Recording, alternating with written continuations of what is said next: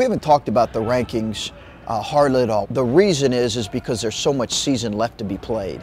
As I've told people, it's a great compliment to the success that Butler's had in the past. It's a great compliment to the start that this group has had.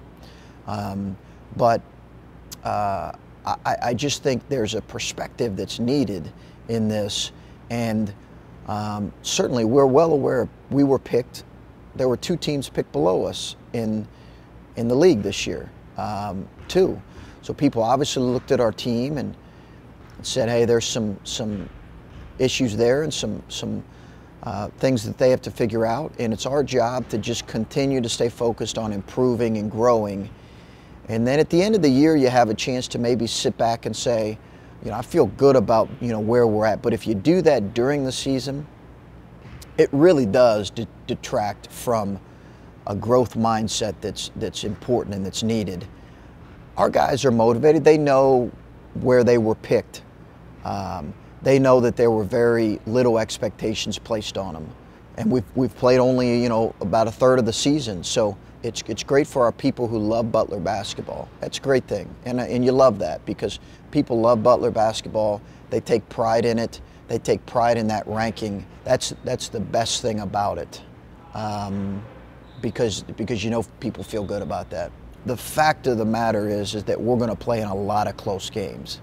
And our ability to really have our mind on the possession that we're immediately involved in, whether it's offensively or defensively, and doing our job in that possession, playing to win that possession, and you play free at that point. You don't play like you're worried about losing or afraid to lose, but you play free. I've learned that that's the best way to be at your best late in games, to be really mindful of the possession you're involved in, play to win, and play with a free mind, and then what happens, happens. And I think our guys have done a good job of that. And the Northwestern game was, as we expected, very much a grinded out, low possession, couple possessions here or there are going to determine who wins the game.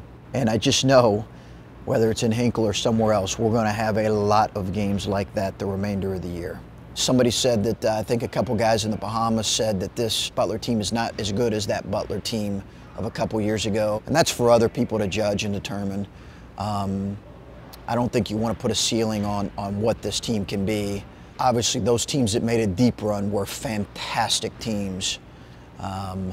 They were really, really talented teams, and coaches and players just did a fantastic job. But I think it's yet to be determined what we can be. And there's a long season left. We're sure to go through some really difficult times.